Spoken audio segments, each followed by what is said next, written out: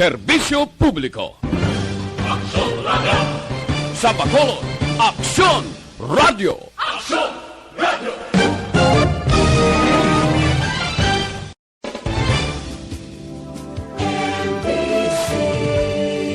Manila Broadcasting Company. Sa balita, komentaryo, isyu, Gikan sa News Center sa Aksyon Radio. Aksyon Radio. Yari ang mga nagapangunang balita sa syudad sa Bacolod kag probensya sang Negros Occidental. Mga balita lokal, nasyonal sa Aksyon Balitang Bayan. Numero 1, Aksyon Balitang Bayan. Numero 1, two-time kapisanan ng mga broadcasters. Golden Dev nominee for Best Provincial Newscast. Aksyon Balitang Bayan. Numero 1. Aksyon Balitang Bayan. Numero 1. Kagkaroon ang inyo News Team.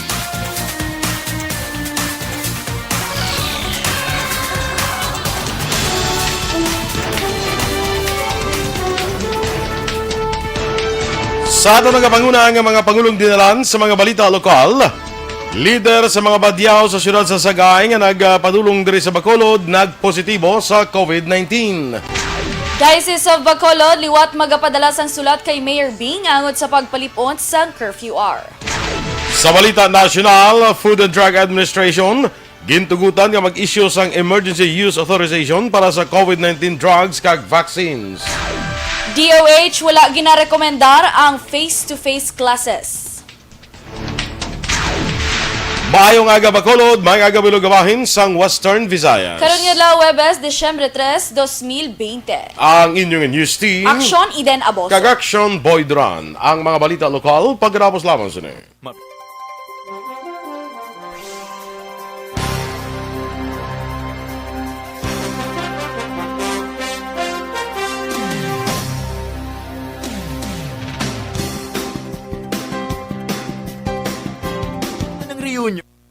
Good morning and happy Thursday sa aton sinima ka-aksyon, no? Kamusta ka mo? Kay di do subong do wala na nag-ulan-ulan unlike kahapon Action Boy. Bilog nga adlaw sa gabi. Actually, pag abot ko, managkuan gid aga sa naaw blaga, managuwa. Gatika na si Haring Adlaw. Ti kay do gid siya nagpahuway gid siya kagapon, no? Nami ito na. Wala ka kita kadaan, di ka kami pasamon nga ang duty mo dibila mo ni oras. Do talag sa kalang kita iya sa pagbutlak sa adlaw. Wow, grabe ba? Do kadalo. Do ka talag sa kalang kita. Tinuig nga kita kami magbutlak ang adlaw mo. True. Ito yung adagar, kati mo, no? So, na lang kami alas 4 wala. Galumpat na. Good morning, Danay, kay Marilyn Abarte. Please greet ko no si Nang Tita Kanha. Hello, good morning. Sige. Jasmine Roldan Ravelo, morning, Action Radio. Unahon ko din, nakaway guro nag-register wala din sa imo. nag-appear sa ako. Si Jose Cipriano sa watching from China, no? Kag si Homa Lomena. Good morning man, heaven. Sige. Yes, good morning kay Rosalina Arellano Espadero. Of course, Sir Alex Monteza. Good morning man. Zoraida Lucero, good morning to any one of you. It's another day for giving a good news. Saludo ako sa inyo Aksyon Balita. Thank you so much. Rosalina Arellano Espadero, Flora May Bakuli Mirasol. And of course, Dennis Richard Tibor Roma, yes, have a wonderful day ko na to all of us. Of course, Patty Grace Tembrevilla, good morning mga idol, good morning, Alagad Radio Hinubaan, no to drugs. Ay, very good. Perfect. Na-follow mo the Action Boy. So, sige. Good morning man sa kay Phil Alonsagay dira sa Tokyo, Japan. Kag kay Ma'am Eleanor Fukuda dira. Good morning. Sa kay Grace Ginglo. Good morning man sa imo dira sa Saudi Arabia, no? Alex Montesa, of course. Pabakunahin yung balita. Virginia Ortizo, watching live sa siyudad sa La Carlota. Kay Julio Solis, dira sa may siyudad man sa La Carlota. Good morning. Ephraim Arus. Kag kay Sally De Sousa sa Sam Village. Nice dress, Action Eden. Thank you so much. Of course, Ma'am Ellen Tubig, I miss you ko no, Miss Eden. I miss you too. Wow, I miss you too. Si Kwambla, si Si ano bala, miga nyo bala, si Princess bala. Oo. Nag-message di gapon sa mo niya, I miss you, Sir Boy. Doran, Wow. Bumaka-miss ka. Maka-miss ka na ba? Mandam na siya ka na. Mas mag-comment naman siya liwat. Sige. Anyway, standby na sa aton mga balita lokal.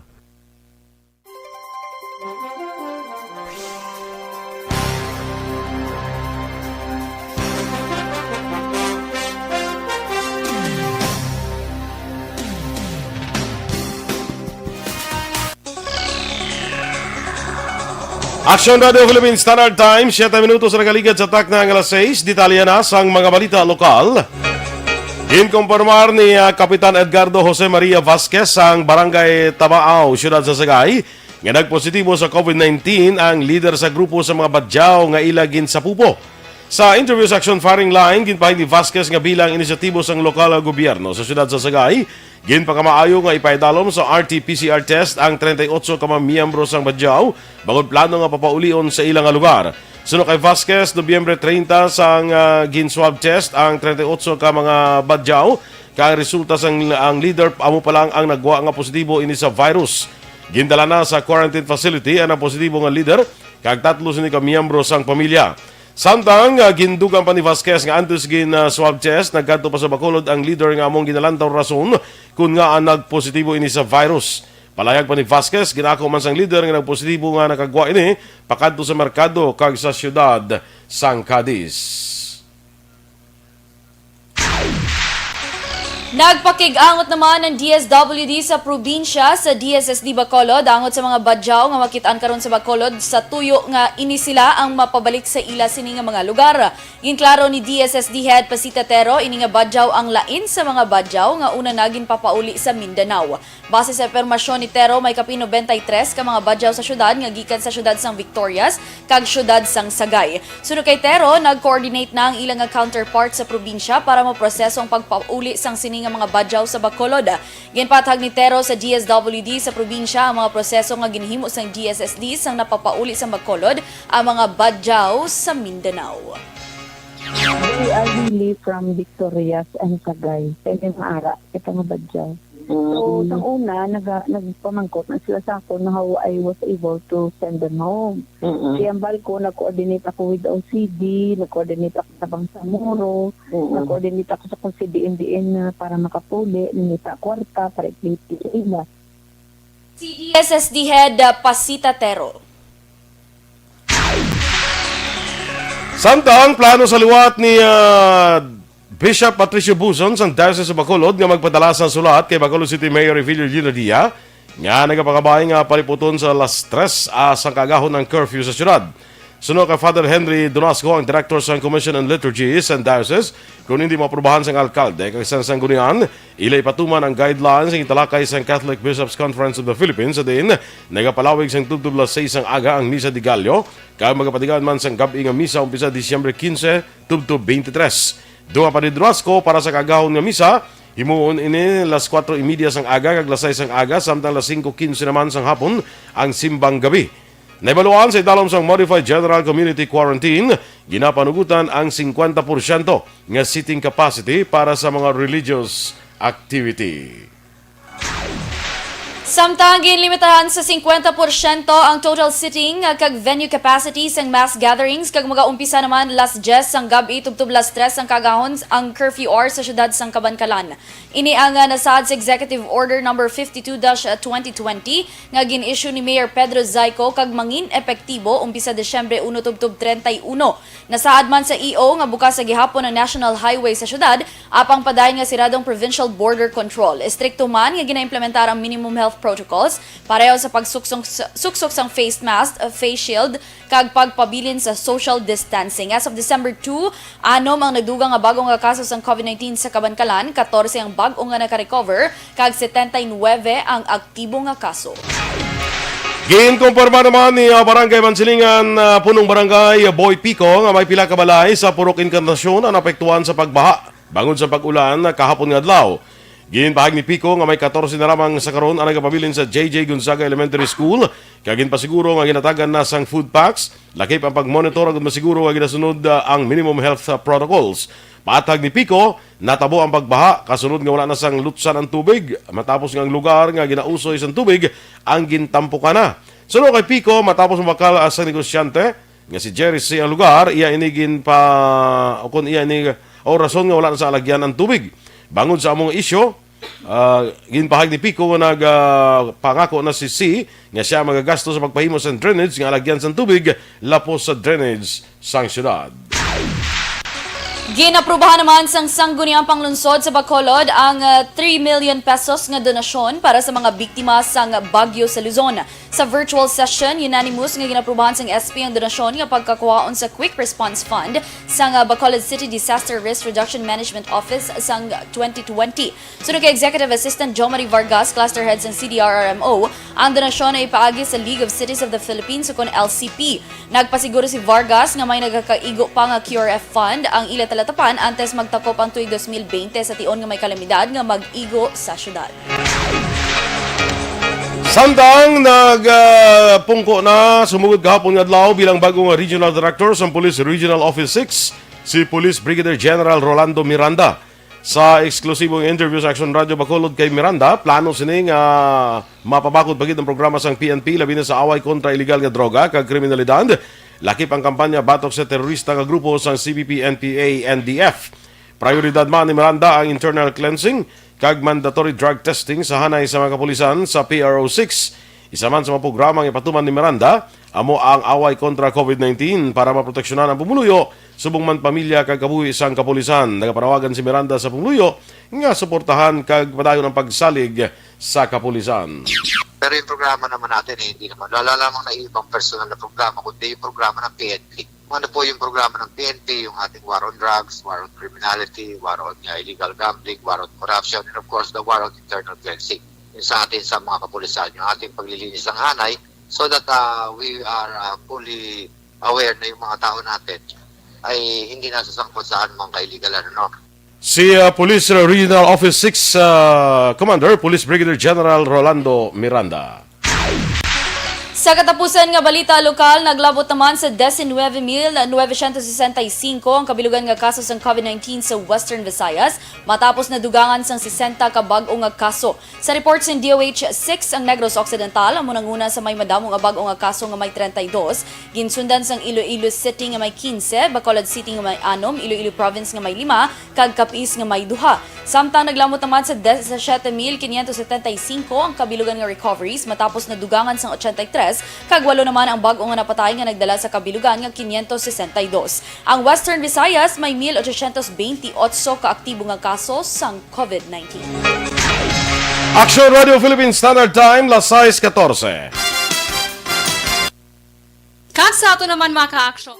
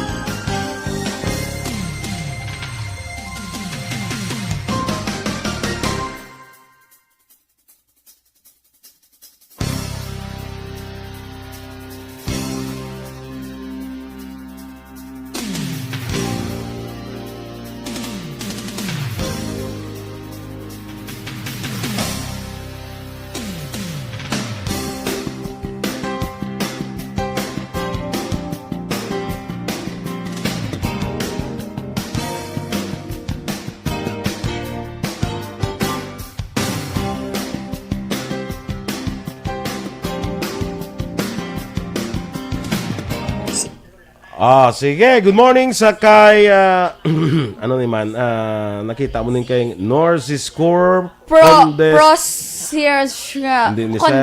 ni sir.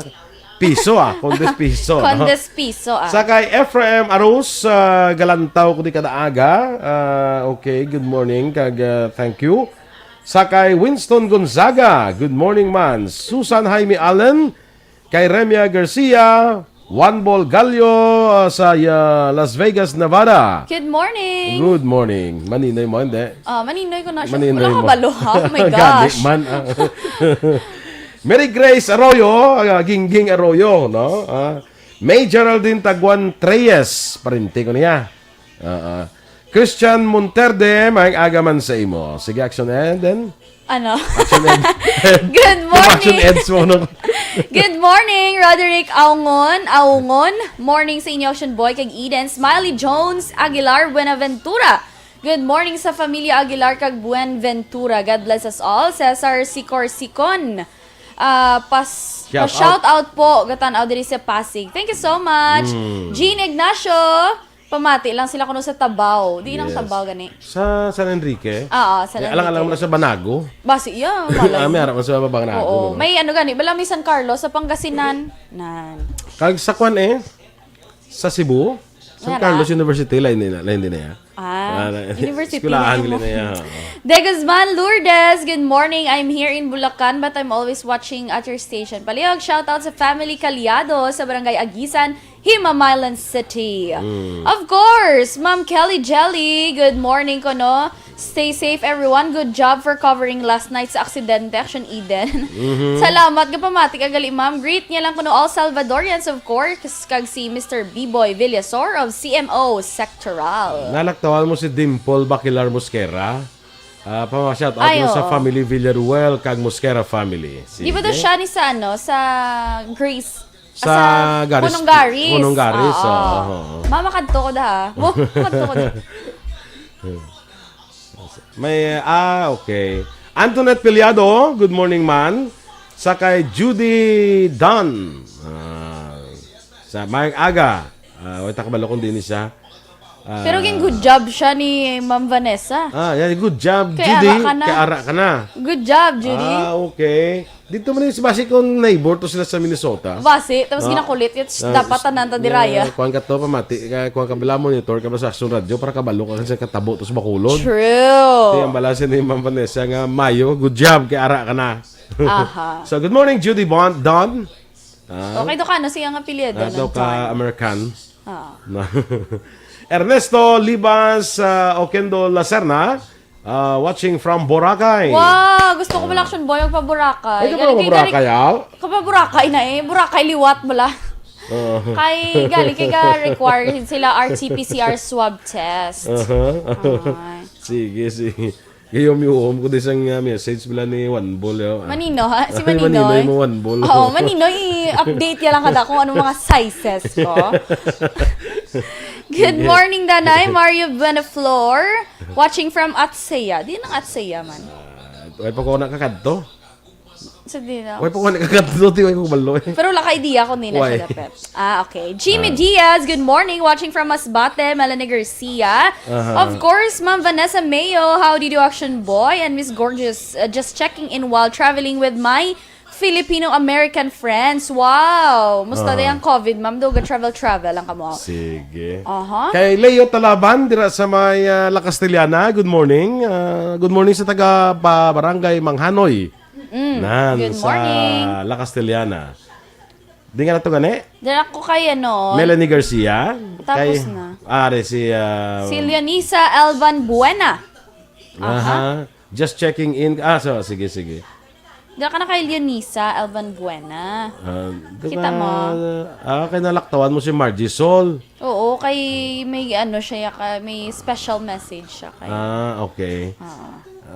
Kay Leonisa Elvan Buena. Gracia Hareta Horvidalia. Good morning, man. Si Vanessa Galiga traveling with these Filipino-American friends. Gani, bongga no. Grabe, no? Kay Margie Sol, of course, bogin panglawag, hindi tanan ng mga taga-aksyon. Sa kay Jonah Gion, Estelier Aprilin sa Naik Cavite. Pamati permi. Sige. May tabaw sa Enrique, may tabaw Valladolid, magalit sakto. Correct. May tabaw Banago man. Sibukaw gali yan sa Banago ay. May sibukaw sa Enrique, Basta may baw man May sibukaw man sa Kwan, Basta sa AO Banago. ang punta Oo. Giovanni Supe from Montreal, Canada. Okay, sige. Standby sa mga balita nasyonal.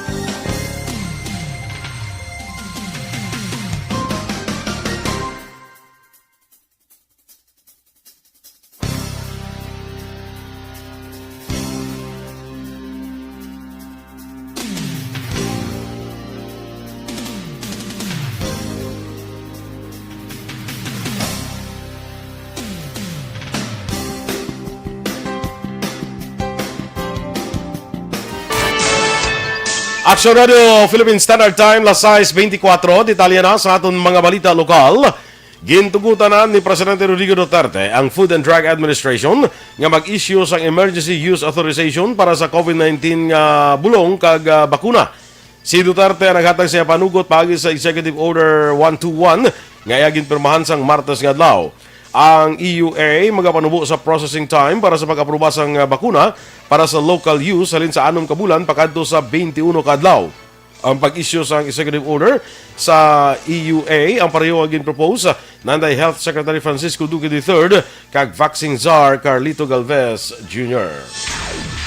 Karon nga bulan sa Desyembre kuno sa Enero 2021 patigayuno naman ang clinical trials ng Sinovac sa China kag Sputnik 5 sa Russia diri sa Pilipinas. Inisunod kay Vaccine Czar Secretary Carlito Galvez Jr. sa isa ka virtual forum. Sa 2 Oktubre sa ginaprubahan sa Vaccine Expert Panel sa idalom sa DOST ang Sinovac para sa pagpatigayon sa clinical trial sa pungsod. Sunod naman sa Gamaleya Research Institute of Epidemiology and Microbiology, ang Sputnik 5 ang may 95% nga ka-epektibo base man sa interim analysis ng clinical trial. Sunod kay Galvez, ang Sinovac among pinaka-safe nga bakuna para sa COVID-19 matapos nga wala pa sang life-threatening nga insidente nga na-report angod sa pag-usar sini.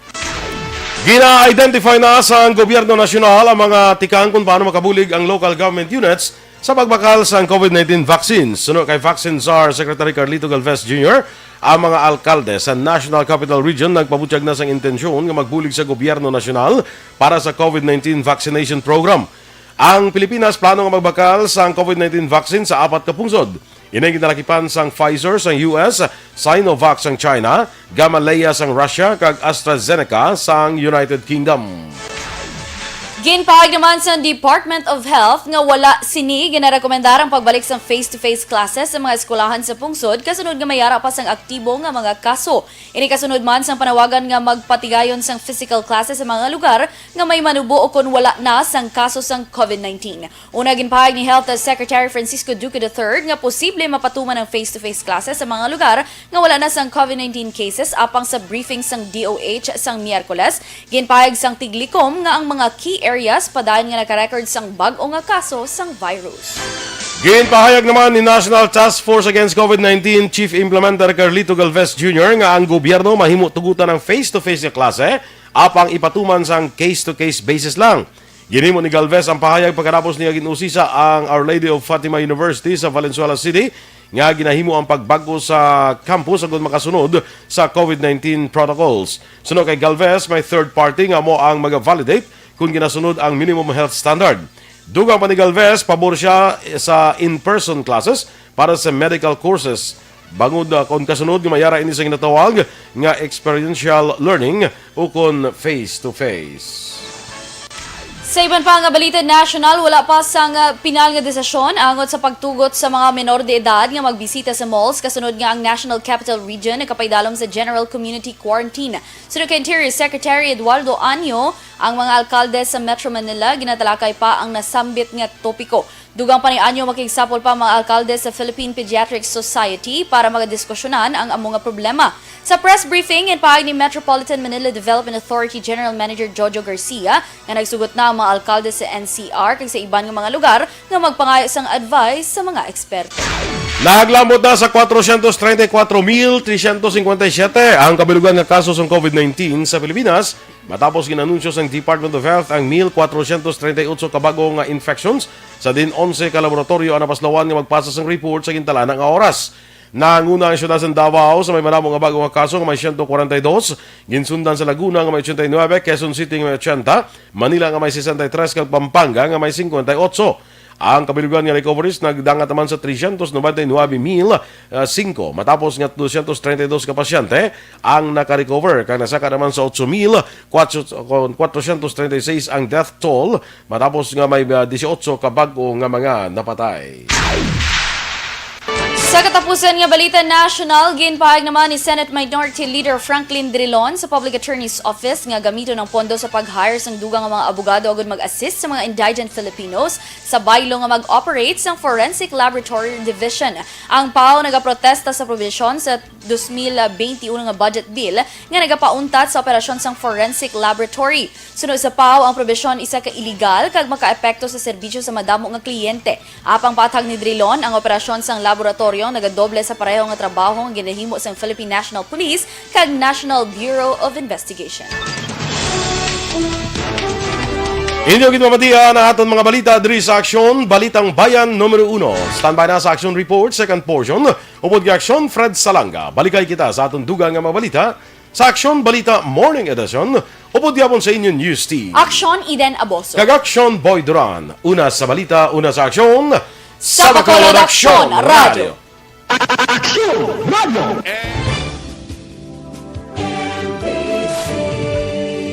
Manila Broadcasting Company. Sa balita, komentaryo, isyu, serbisyo publiko. Aksyon Radio. Sa Bacolod, Aksyon Radio.